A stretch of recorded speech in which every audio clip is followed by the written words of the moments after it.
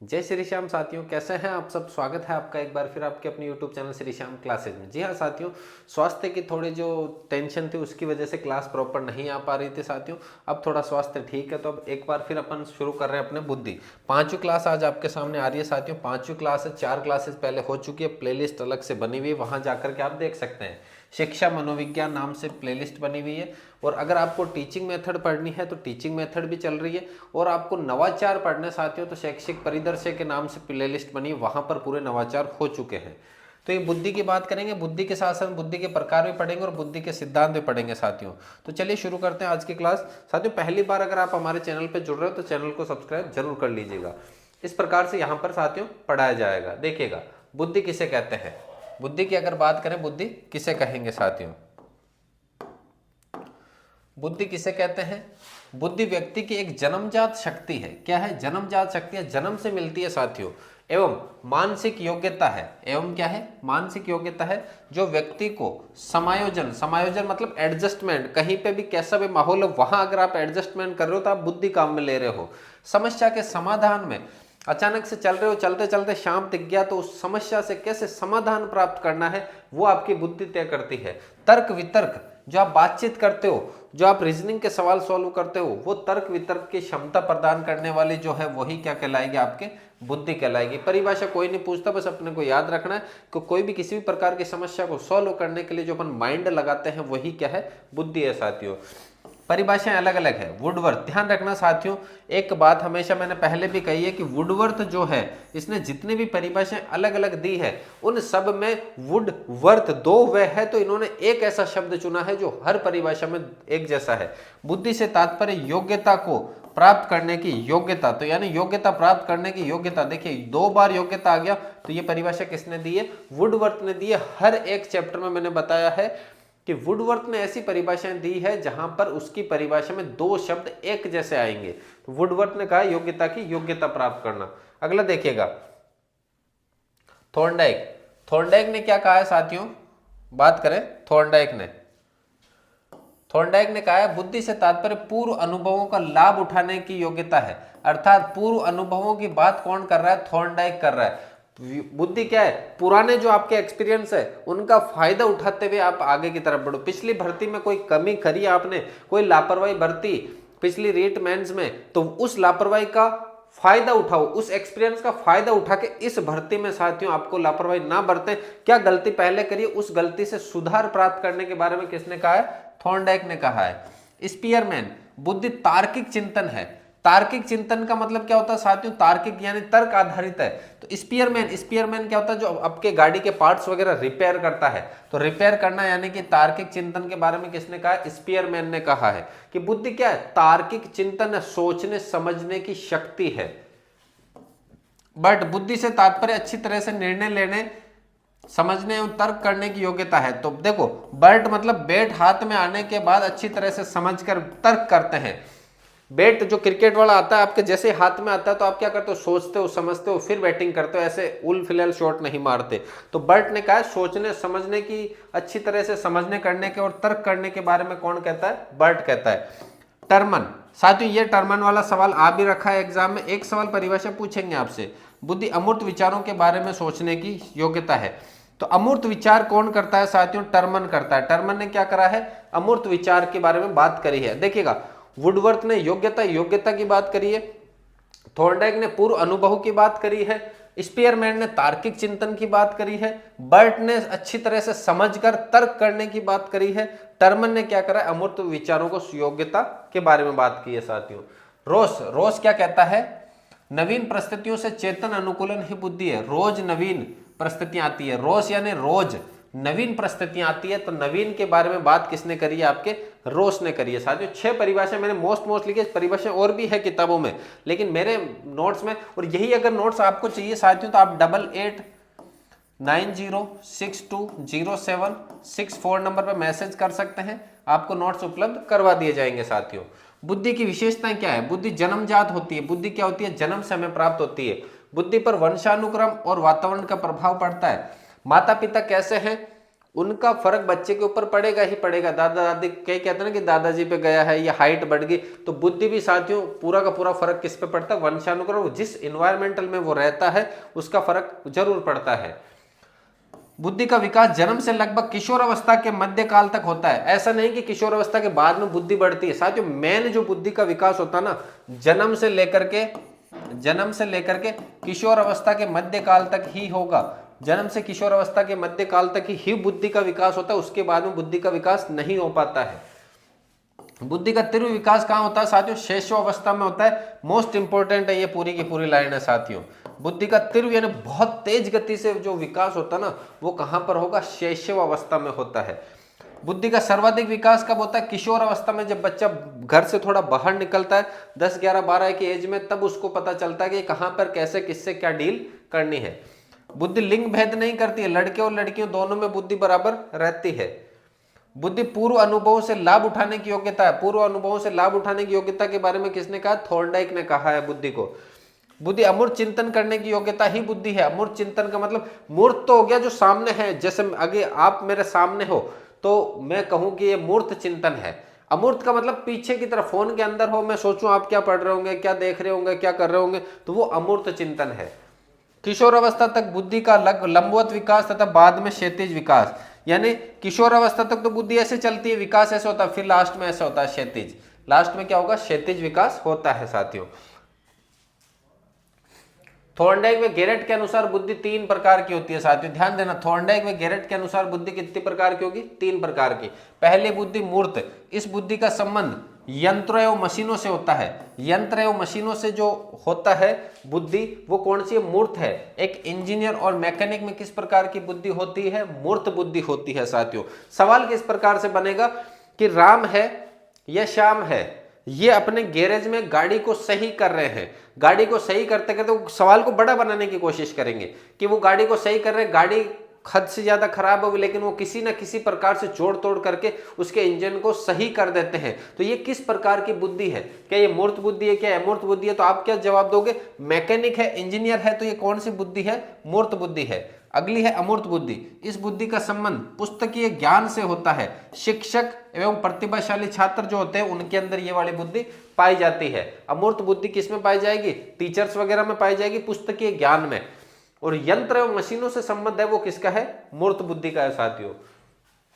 अगला सामाजिक बुद्धि, इसका संबंध सामाजिक कार्यों से है। सामाजिक कार्य कौन करता है, व्यापारी करता है, मंत्री करता है, समाज सेवक करता है। तो ये किसने बताया, थॉर्नडाइक एवं गेरेट के अनुसार बुद्धि 3 है, मूर्त, अमूर्त और सामाजिक बुद्धि साथियों। बुद्धि के सिद्धांत देखना, मोस्ट इंपोर्टेंट, यहां से साथियों एक सवाल पूछा जाता है कई बार एग्जाम में, बुद्धि के सिद्धांतों से। एक तत्व सिद्धांत किसने दिया है, बिन्ने ने दिया है साथियों। बिन्ने के अनुसार किसी भी व्यक्ति में की बुद्धि में केवल एक ही तत्व होता है जिसे सामान्य तत्व कहते हैं, जनरल तत्व जी कहते हैं। इस सिद्धांत को निरंकुशवादी सिद्धांत भी कहा जाता है, इतना कोई खास ये सिद्धांत नहीं है। आने वाले सिद्धांत मोस्ट इंपोर्टेंट है समूह तत्व सिद्धांत साथियों। एक तत्व सिद्धांत के बाद में समूह तत्व सिद्धांत आ गया साथियों, शायद बीच में 4 रह गए, अभी देख लेंगे अपन। समूह तत्व सिद्धांत, एक तत्व के बाद में द्वितत्व, बहुतत्व, अलग अलग सिद्धांत भी है। फिर समूह तत्व, समूह तत्व का सिद्धांत किसने दिया, थ्रस्टन ने दिया है। थ्रस्टन ने बुद्धि के 7 मानसिक योग्यताओं का समूह बताया है। पहला है शब्द योग्यता, जिसको अंक योग्यता कहते हैं। अलग अलग देखो 7 बताइए, शब्द, अंक, प्रेक्षण, स्मरण, अंक, तर्क, योग्यता और निरीक्षण। साथियों यहां पर बात करेंगे, आप कहोगे सर सवाल किस प्रकार से बनेगा, सवाल सीधा सा रहेगा कि समूह तत्व सिद्धांत के प्रवर्तक कौन है। अब आप कहोगे सर इतने सरल सवाल, तो हाँ, अगर आपके जैसे कि अभी बात करने, जैसे मान के चलते हैं प्री के अंदर 30 सवाल आए थे साइको के, 30 सवाल में से 10 सवाल ऐसे थे जो सीधा 1 लाइनर थे, जिनका आंसर सिर्फ ऑथेंटिक था। 20 सवाल ऐसे पूछे गए थे जिनको घुमा फिरा करके अगर आपने अच्छे से समझ रखी है साइको तो ही आप जवाब दे पाएंगे। तो साथियों यहाँ पर कुछ सवाल ऐसे रहेंगे जो सीधे सीधे भी पूछे जाएंगे, कुछ सवाल ऐसे रहेंगे जिनका रास्ता पूरा घुमाया हुआ रहेगा, आपको घुमा फिरा के फिर वो पूछेंगे साथियों। अगला देखिएगा प्रतिदर्श न्यायदर्श सिद्धांत, प्रवर्तक थॉमसन है। न्यायदर्श का अर्थ है समग्र में से एक अंश को, अच्छा इसमें उल्टा तो नहीं दे दिया कहीं, त्रिआयामी सिद्धांत दे रखा है। समूह तत्व हो गया। प्रतिदर्श न्यायदर्श का समग्र में से एक अंश का चयन करना। प्रतिदर्श का मतलब क्या होता है साथियों, पूरा का पूरा जो है ना उन समूह में से एक का चयन करते हैं, उसी को कहते हैं अपन प्रतिदर्श या न्यायदर्श का सिद्धांत। ये किसने दिया? थॉमसन के अनुसार किसी भी व्यक्ति में अनेक मानसिक योग्यता विद्यमान होती है एवं सभी योग्यताओं में से एक अंश का चयन करता है। आपके अंदर बहुत सी क्वालिटी है कि सर मैं पढ़ने में इंटेलिजेंट हूँ, मैं लिखने में इंटेलिजेंट हूँ, मैं बोलने में इंटेलिजेंट हूँ, मैं समझने में और बोलने करने में व्यवहार में बढ़िया हूँ, लेकिन आगे जाकर के आपको कैरियर तो एक ही में बनाना है, तो उस एक का चयन करना ही साथियों क्या कहलाएगा? प्रतिदर्श या न्यायदर्श का सिद्धांत। और ये जैसे देखो जे थॉमसन ने परमाणु का सिद्धांत दिया था, उसमें पदार्थ के छोटे छोटे कण परमाणु की खोज की बात करते हैं, इसलिए इसको याद रखने का भी कैसे करें कि छोटे छोटे खोज में से छोटी छोटी योग्यताओं में से एक योग्यता का चयन करने के बारे में कौन बता रहा है आपको? थॉमसन बता रहा है साथियों। अगला देखो त्रिआयामी सिद्धांत। कौन सा है? त्रिआयामी सिद्धांत। यह सिद्धांत किसने दिया? गिलफोर्ड ने दिया है। गिलफोर्ड ने बुद्धि के 3 आयाम बताए हैं। पहला है संक्रिया, बुद्धि के द्वारा अपनाई जाने वाली मानसिक प्रक्रिया। दूसरा विषय वस्तु, मानसिक प्रक्रिया के अनुसार अपनाई जाने वाली सामग्री साथियों। अगला देखो उत्पाद। तीसरा कौन सा है? उत्पाद है, दोनों के फलस्वरूप प्राप्त होने वाला परिणाम। अब देखो केटल में बुद्धि के तरल रूप में बहती है, केटल के अनुसार वो पीछे रह गई, अपनी अभी बताई नहीं है। अभी तीनों के बारे में भी जो बीच में छूट गए ना वो सिद्धांत भी देख लेंगे साथियों। अगला देखो अब गिलफोर्ड ने 1967 में डिब्बे के आकार का मॉडल प्रस्तुत किया, जिसे बुद्धि संरचना मॉडल कहते हैं। जिसे क्या कहते हैं अपन? बुद्धि संरचना मॉडल। इस मॉडल में मूल रूप से 5 गुणा 4 गुणा 6 बराबर 120 कोष बनाए गए थे। बाद में इनकी संख्या क्या कर दी? 150 से 180 कर दी। अर्थात पहले क्या था? 5 गुणा 4 गुणा 6, 5 चौके 20, 20 इंटू 6 कितने हो गए साथियों? 120 कोष थे। लेकिन बाद में क्या करा?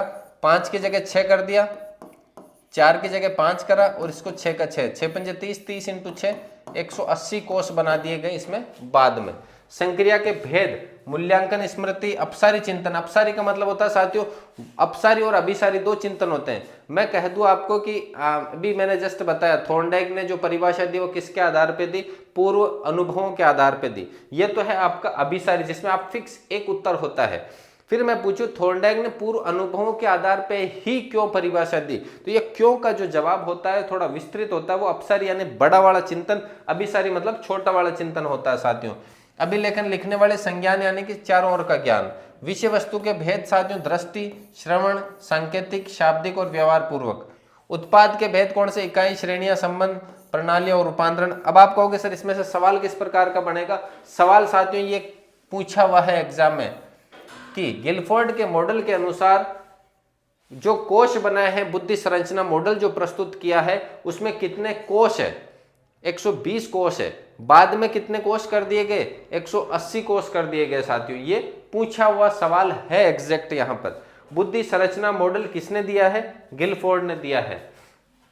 अगला तरल और ठोस बुद्धि सिद्धांत। अभी जस्ट अपन ने देखा था ऊपर की तरफ जो लिखा हुआ था ना साथियों, अगर आपने देखा होगा, देखो केतल या केटल में बुद्धि तरल के रूप में होते। केटल मतलब केतली, यहां पर तरल के रूप में किसने दिया है? केटल ने दिया। तो ये याद रखने के लिए लिख रखा था वहां पे कि केटल यानी केतली में बुद्धि तरल। केतली होती है ना, चाय की केतली मान लो, या किसी भी अपनी तो राजस्थानी भाषा में तो केतली तो जानते होंगे सब। केतली मतलब जो चाय वगैरह रखते हैं, जिसमें पानी वगैरह रखते हैं, घी वगैरह रखते हैं, वो केतली। केतल ने किसके रूप में दिया है? तरल या ठोस के रूप में बुद्धि को बताया। केटल के अनुसार सामान्य बुद्धि के दो कारक तरल या ठोस होते हैं। तरल तो वो होते हैं जो वंशानुक्रम हो आधारित हो, जिसका विकास 19 वर्ष तक ही होता है। वंशानुक्रम होते हैं जो जन्म से होते हैं, वो तरल है। ठोस जो होते हैं वो बाहर से लिए जाते हैं। ठोस का मतलब जो वातावरण की देन है, और ये क्या होता है? 19 वर्ष के बाद होते हैं। तो सवाल क्या बनेगा कि केटल के अनुसार 19 वर्ष के बाद में 19 वर्ष के बाद में जो बुद्धि है वो कौन सी है? वो ठोस प्रकार की बुद्धि है। 19 वर्ष से पहले जो बुद्धि है वो कौन सी है? तरल रूप में बुद्धि है। इस प्रकार के सवाल यहां पर बनेंगे। अतः केटल ने बुद्धि को वंशानुक्रम और वातावरण दोनों की देन माना है। तो केटल ने बुद्धि को किसकी देन माना है? वंशानुक्रम की भी माना है कि भाई ये जन्म का जो होता है ना 19 साल तक, वहां से भी बुद्धि का फर्क पड़ता है, और वातावरण से भी बुद्धि को ग्रहण किया जाता है 19 साल के बाद में। अगला लेवल फर्स्ट और सेकंड पार करोगे तो ही जॉब मिलेगी। देखो याद रखने के लिए कि रीट लेवल फर्स्ट और लेवल सेकंड पार करोगे ना तो ही जॉब मिलेगी। तो लेवल फर्स्ट व सेकंड का सिद्धांत जो किसने दिया है? जॉब्सन ने दिया है। कि रीट लेवल फर्स्ट और सेकंड पार करोगे ना मेरे भाइयों, तो ही आपको जॉब मिलेगी। ये याद रखने वाले शॉर्ट तरीके है ना, शायद ही किसी किताब में किसी टीचर ने ऐसा पढ़ाया होगा। यहां पर आपको सब कुछ उस नोट्स में लिखा हुआ है मेरे भाइयों। लेवल फर्स्ट किसको कहा है? वंशानुक्रम को कहा है। लेवल सेकंड वातावरण को कहा है। जॉब्सन ने भी बुद्धि को दो वंशानुक्रम वातावरण की देन माना है। वंशानुक्रम वातावरण की देन किसने माना है? अभी केटल ने भी माना था, और अभी किसने माना है साथियों? जॉब्सन ने माना है। बुद्धि के व बुद्धि खे का सिद्धांत प्रवर्तक है हेब। बुद्धि के का मतलब वंशानुक्रम, बुद्धि खे का मतलब वातावरण, अर्थात दोनों तत्वों से मिलकर गे तत्व की उत्पत्ति होती है। गे तत्व के द्वारा बालक समस्याओं का क्या करता है? समाधान करता है। वंशानुक्रम के का मतलब तो क्या हो गया साथियों? वंशानुक्रम, वंशानुक्रम हो गया, और खे का मतलब क्या हो गया? वातावरण। खे का मतलब क्या हो गया? वातावरण। के खे, उसके बाद इन दोनों के मिलाकर के एक तत्व बनाया गया गे, जो क्या करता है? समस्याओं का समाधान करता है। समस्याओं का क्या करेगा साथियों? समाधान करेगा। समस्याओं का समाधान करेगा। बुद्धि खे व खे किसने दिया है? हेब ने दिया है। अगला देखो बहुबुद्धि सिद्धांत, ये किसने दिया? गार्डनर ने दिया। किसने दिया? गार्डनर ने दिया। गार्डनर ने किसी भी व्यक्ति में 8 प्रकार की बुद्धि बताई है। कितने प्रकार की मेरे भाइयों? 8 प्रकार की बुद्धि। अभी अपन दो दो पढ़ रहे, के व खे, लेवल फर्स्ट व सेकंड, और साथियों अगर बात करें जितने भी अपन ने बुद्धियां पढ़ी है वो सब 1 या 2 या 3 पढ़ी है, लेकिन इन्होंने कितनी बताई? 8 बताई है। पहली है शाब्दिक। लेखक व कवियों में ये बुद्धि होती है जो शब्दों के ऊपर खेलते हैं। लेखक क्या करता है? अपने शब्दों से ही तो कलाकृति दिखाता है। कवि क्या करता है? कविताएं जो गाता है अपने शब्दों के ऊपर ही तो खेलता है, तो उसमें बुद्धि पाई जाती है शाब्दिक। दूसरा तार्किक, क्यों का जो उत्तर ढूंढते हैं। नोबेल पुरस्कार विजेता होते हैं ना जितने भी, वो क्यों का उत्तर ढूंढते हैं। ऐसा हुआ तो क्यों हुआ, उस क्यों के पीछे जो पढ़ते हैं वो तार्किक चिंतन है। वो क्या है? तार्किक बुद्धि है। संगीतात्मक, जो संगीतकार होते हैं वो। शारीरिक गतिज, नर्तक होते हैं, धावक होते हैं जो शरीर से क्रिया करते हैं। प्रकृतिवादी, किसान हो गया, जीव तथा वनस्पति वैज्ञानिक हो गए, ये प्रकृति से प्रेम करते हैं। स्थानागत, आंकिक या देशिक। आंकिक मतलब अंकों का खेल, देशिक यानी देश से संबंधित, स्थानागत स्थान को पर्टिकुलर, तो मूर्तिकार सही से आंकने वाला, स्थान को जानने वाला, ये क्या कहलाता है? इसके अलावा 2 और अंतर्व्यक्तिक, बातचीत करने वाला, संबंधित, राजनीतिक समझ। अंतर्व्यक्तिक 2 व्यक्तियों के बीच में अच्छे से तालमेल बैठाने वाला। राजनीतिक जो होता है, आपने देखा होगा राजनेता जो होते हैं बहुत अच्छे से सफाई से झूठ बोल लेते हैं, वो 2 व्यक्तियों में अच्छे से संबंध स्थापित कर सकते हैं, तो वो क्या है? अंतर्व्यक्ति के साथियों। अंतर्व्यक्ति की बात करें, मन की भावनाओं का बोध कराने वाले दार्शनिक। आपके मन में क्या क्या भावनाएं उनको बाहर लाने वाले क्या कहलाएंगे? आपके आंतरिक कहलाएंगे। अब देखो बुद्धि परीक्षण सुनना साथियों, बुद्धि का परीक्षण मोस्ट इंपोर्टेंट है यहाँ पे। प्रथम बुद्धि परीक्षण सन 1905 में फ्रांस के मनोवैज्ञानिक अल्फ्रेड बिने ने दिया था। फर्स्ट किसने दिया है साथियों? फर्स्ट बुद्धि परीक्षण किसने दिया है? 1905 में बिने ने दिया है। किसने दिया है? बिने ने, साइमन के साथ मिलकर के। तो बिने व साइमन ने साथ मिलकर के ये दिया है। एवं परीक्षण का नाम भी साइमन बुद्धि परीक्षण रखा गया। प्रश्न कितने रखे गए इसमें? प्रश्नों की संख्या कितनी रखी साथियों? 30 प्रश्न इसमें रखे हैं। पहला ये हो गया। अब दूसरा देखो, इस परीक्षण में प्रथम संशोधन 1908 में किया गया और दूसरा संशोधन 1911 में। फर्स्ट 1908 में संशोधन, देखिए कि इस प्रकार से अगर शॉर्ट में लिख करके पढ़ेंगे ना तो आराम से हो जाएगा। फर्स्ट संशोधन 1908 में, सेकंड 1911 में हुआ। प्रश्नों की संख्या कितनी कर दी? प्रश्नों की संख्या 59 कर दी। कितनी करी है? अगली बात करें 1916 में साथी। 1916 में अमेरिका के स्टैनफोर्ड विश्वविद्यालय के विवाद्यक्ष टर्मन ने इस परीक्षण में महत्वपूर्ण संशोधन किया और टर्मन बुद्धि परीक्षण दिया गया। यानी 1916 के अंदर इसमें परीक्षण किया गया और इसका नाम क्या दिया गया साथियों? टर्मन नाम दिया गया। टर्मन ने संशोधन करा, उसके आधार पर इसका नाम क्या रखा गया? टर्मन स्टैनफोर्ड बिन्ने पुरस्कार। उसके बाद बात करें 1937 में अमेरिका के मेरिल ने परीक्षण को नाम दिया। 1937 में अमेरिका के मेरिल ने इसमें संशोधन करके जो नाम दिया गया उसको नाम दिया गया द 1937 बिन्ने परीक्षण। 1960 में स्टैनफोर्ड विश्वविद्यालय अमेरिका में मनोवैज्ञानिक ने मिलकर परीक्षण में महत्वपूर्ण संशोधन किया, इसे स्टैनफोर्ड बिन्ने परीक्षण दिया गया नाम। इसके द्वारा 2 से 22 वर्ष के व्यक्तियों की बुद्धि का मापन किया जाता है। ये थोड़ी सी लाइन अलग है, तो ये इंपॉर्टेंट लाइन है साथियों कि स्टैनफोर्ड बिन्ने क्रिया स्केल नाम दिया गया इसे।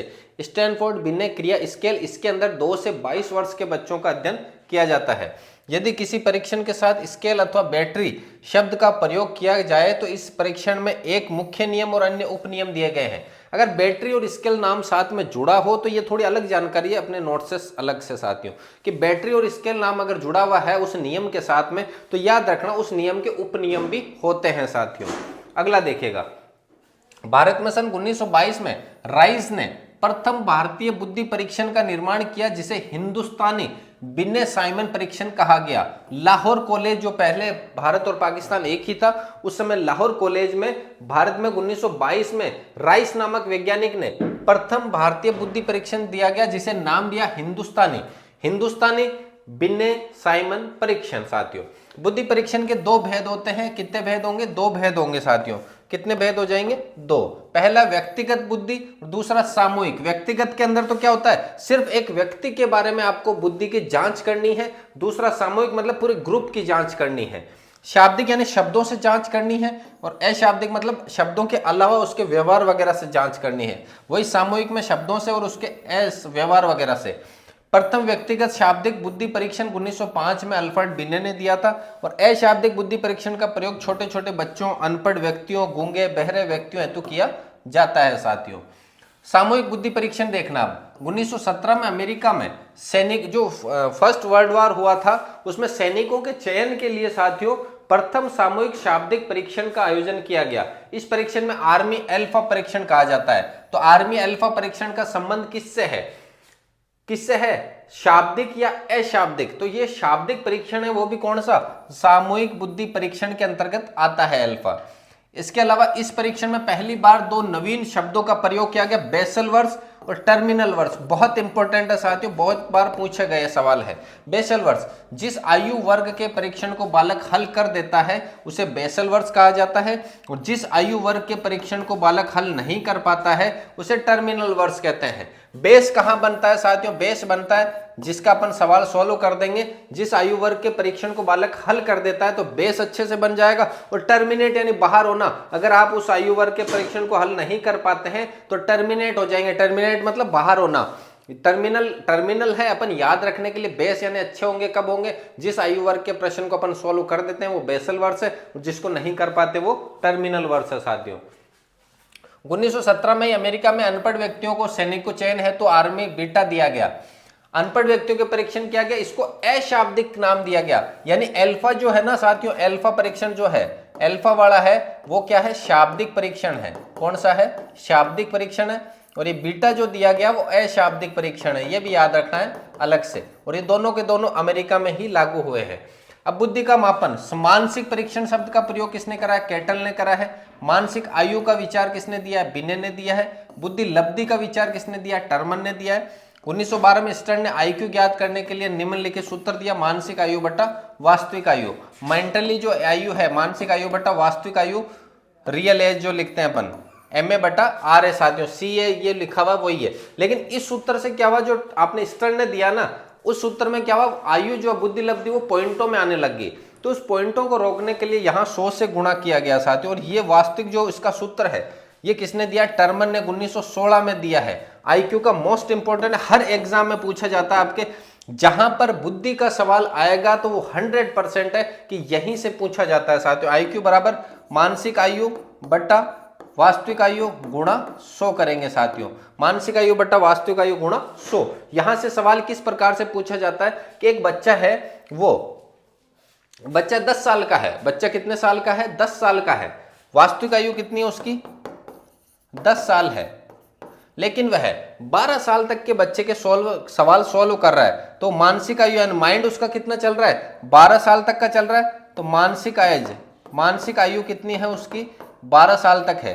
तो 12 साल तक के बच्चे के प्रश्न सॉल्व कर रहा है। तो बताइए उसकी बुद्धि लब्धि कितनी है? आईक्यू कितना है? तो मानसिक आयु कितनी है? 12 है। तो मानसिक आयु 12 है बटा वास्तविक आयु कितनी है? 10 है, गुणा 100 कर दो साथियों। 0 से 0 काट दो, 12 गुणा 10 120 है उसका आईक्यू लेवल। 120 आईक्यू लेवल को बहुत ही शानदार माना जाता है। देखिएगा, सबसे पहले बात करें, जड़, मूढ़, मूर्ख, निर्बल, मंद, सामान्य, तीव्र, प्रखर, प्रतिभाशाली। 140 से ऊपर है तो वो प्रतिभाशाली बालक है। अपन ने वहां पर पढ़ा था, जब विविध अधिगमकर्ता बालक पढ़े थे तब अपन ने ये भी देखा था, वहां पर भी 140 प्लस है तो प्रतिभाशाली बालक है। 120 से 139 के मध्य है तो प्रखर है। 110 से 119 तीव्र है। 90 से 109 सामान्य है। 80 से 90 मंद है। 70 से 79 निर्बल है, 70 से नीचे है तो मूर्ख है, 26 से 50 है तो मूड है, 0 से 25 है तो वो जड़ है। जड़, मूड, मूर्ख, निर्बल, यहां तक तो याद रखना, जड़, मूड, मूर्ख, निर्बल। और उसके अलावा प्रतिभाशाली, प्रखर, एग्जाम में जो सवाल पूछा जाता है, फिर जैसे कि यहां पर ये पूछ लिया आपसे कि 120 तो इसका आईक्यू लेवल आ गया, ये किस प्रकार का बालक है, वहां ऑप्शन में देंगे प्रतिभाशाली, मूर्ख, सामान्य, किस प्रकार का। 120 है तो 120 वाला किस प्रकार का, वो प्रखर, प्रतिभाशाली क्या है, बुद्धि वर्ग कैसी उसकी, प्रखर प्रकार का है। तो साथियों जड़, मूड, मूर्ख, निर्बल, जड़, मूड, मूर्ख, निर्बल, 0, 25, 26 से 50, 70, 70 से 79 याद रखना है। फिर मंद और सामान्य इनके इतने नहीं पूछते, फिर प्रतिभाशाली, प्रखर का पूछेंगे आपसे। तो ये साथियों बुद्धि का अपना आज का चैप्टर था। इसके अलावा देखिएगा ये जो एक अपने लाइन रह गई थी वो देख लीजिएगा, एक जो अपने दो पीछे बीच में चैप्टर रह रखे ना, वो देखो एक बार, वो ले लिए अपन ने, शायद आपको यहां दिखने में थोड़ी सी होगी, मैं बोल देता हूं साथियों। अपने नोट्स में पूरा लिखा हुआ है, सामाजिक बुद्धि पहला तो है, सामाजिक बुद्धि। सामाजिक बुद्धि, इसका संबंध सामाजिक कार्यों से होता है, व्यापारी वगैरह। ये बुद्धि के सिद्धांत, एक तत्व दे दिया मैंने, दो तत्व पढ़ दिया आपने, एक तत्व पढ़ लिया था, दो तत्व नहीं पढ़ा। दो तत्व दिया स्पीयरमैन ने साथियों 1904 में, सामान्य तत्व और विशिष्ट तत्व। सामान्य यहां पर अपन ने जो पढ़ा है एक तत्व में वही है। विशिष्ट क्या होता है, हर एक बच्चे में जन्म से कुछ ना कुछ विशिष्ट होता है, हर एक छात्र में जन्म से कुछ ना कुछ क्या होगी, कंडीशन विशिष्ट होती है साथियों। इसके अलावा बात करें त्रितत्व सिद्धांत, ये किसने दिया, स्पीयरमैन ने। पहले एक तत्व दिया, फिर द्वितत्व दिया, विशिष्ट तत्व, फिर एक समूह तत्व और बता दिया। बहुतत्व सिद्धांत किसने दिया, थॉर्नडाइक ने दिया है। बुद्धि जितने कार्य करती है उतने ही तत्व है। इन्होंने ये कहा कि भाई बुद्धि के कोई तत्व वगैरह नहीं है, जितने कार्य करेगी उतने ही इसके क्या होंगे, तत्व होंगे साथियों। बाकी अपन यहां पर पढ़ चुके थे साथियों, पांचवा तो अपन ने कर लिया था, सीधा तीसरे के बाद में यहां पर पांचवा आया था। तो साथियों ये पूरे अपने हो चुका है बुद्धि। आशा करता हूं आपको बुद्धि अच्छे से समझ आई होगी। कोई भी डाउट है किसी प्रकार का तो आप पूछ सकते हैं। व्हाट्सएप नंबर है अपने 8890620764। और अगर ये हस्तलिखित यही वाले नोट्स आपको चाहिए तो इस नंबर पे मैसेज करना। चार्ज है साथियों 21 रुपए, 21 रुपए इसका चार्ज है। फोन पे यही नंबर है, 21 रुपए का स्क्रीनशॉट भेजना आपको। ये नोट्स हाथ से लिखे हुए पूरे मेंस के आपको हाथ आपके नोट्स पर व्हाट्सएप नंबर पे भेज दिए जाएंगे साथियों। तो साथियों थोड़ा तबीयत में जैसे ही सुधार होता है और रेगुलर क्लासेज अपनी अपलोड होती रहेगी साथियों। थोड़ा सा अभी बेड रेस्ट पर हैं अपन, उसके बाद जैसे जैसे सही होते रहेंगे प्रॉपर क्लासेज आपके चलती रहेगी। और रीट के सीट वगैरह को लेकर के कोई भी टेंशन नहीं लेनी, अपन को एक सीट चाहिए, जितनी आएगी उतनी बहुत है साथियों। अपन को ये नहीं कि सीटें कम है तो मैं छोड़ दूं इसकी तैयारी, नहीं साथियों, आज नहीं तो कल सिलेक्शन जरूर होगा। इसी उम्मीद में मिलते हैं अगली क्लास में, तब तक के लिए जय हिंद, वंदे मातरम।